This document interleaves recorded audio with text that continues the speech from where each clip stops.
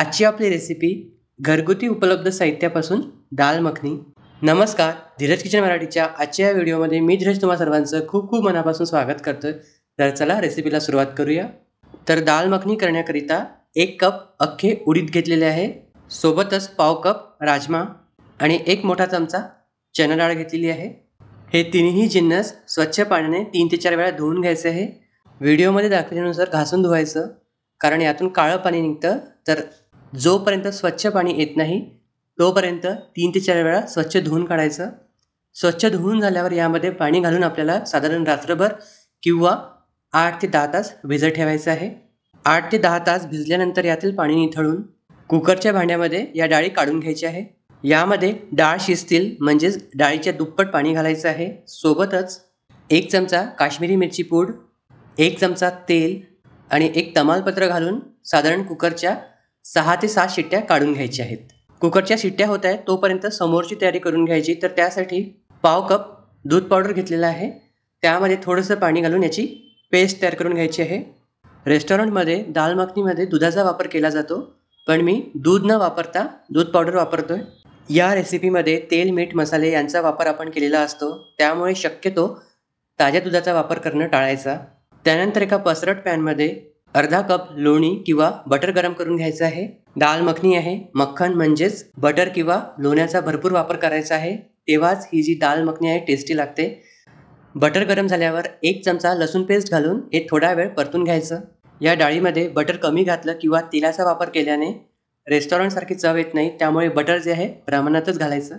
त्यानंतर 2 मोठे टोमॅटो त्याची प्युरी तयार करून घेतलेली आहे ती यामध्ये घालायची आहे आणि साधारण 5 ते 6 मिनिटे मीडियम फ्लेमवर आपल्याला शिजवून घ्यायची आहे।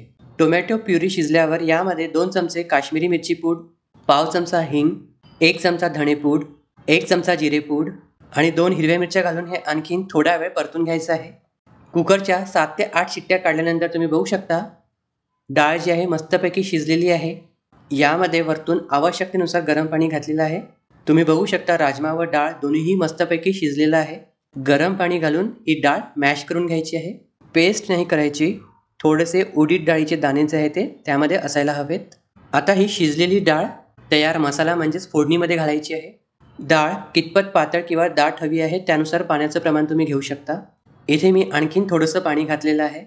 त्यानंतर यामध्ये वरतून चवीनुसार मीठ व थोडीशी कसुरी मेथी घातलेली आहे। मीडियम फ्लेमवर छान एक उकळी काढून घ्यायची आणि त्यानंतर जे दूध पावडरची पेस्ट आपण तयार करून घेतलेली आहे ती यामध्ये घालायची आहे। तुम्ही या जागेवर फ्रेश क्रीम किंवा दुधाचा वापर करू शकता। हे एकदा मिक्स करून घ्यायचं। दूध पावडरची पेस्ट गॅस बंद करायच्या थोड्या वेळ अगोदर घालायची आहे, म्हणजे शेवटी घालायची। चव एन्हान्स करण्याकरिता थोडीशी साखर घातलेली आहे आणि वरतून आणखीन 1 चमचा बटर घातलेला आहे। ही जी डाळ आहे यामध्ये बटरचा भरपूर वापर होतो आणि तेव्हाच याची चव छान लागते। बटर कमी घातलं तर डाळीची चव तितकी छान येत नाही।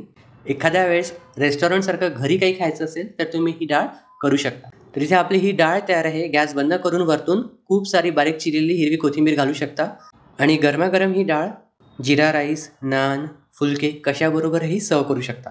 एखाद्या वेळेस चेंज म्हणून नॉर्थ इंडियन स्टाईल ही दाल मखनी नक्की ट्राय करून बघाल। व्हिडिओ कसा वाटला कमेंट्समध्ये सांगायला विसरू नका आणि आजचा हा व्हिडिओ शेवटपर्यंत बघितल्याबद्दल तुम्हा सर्वांचे खूप खूप मनापासून आभार। धन्यवाद।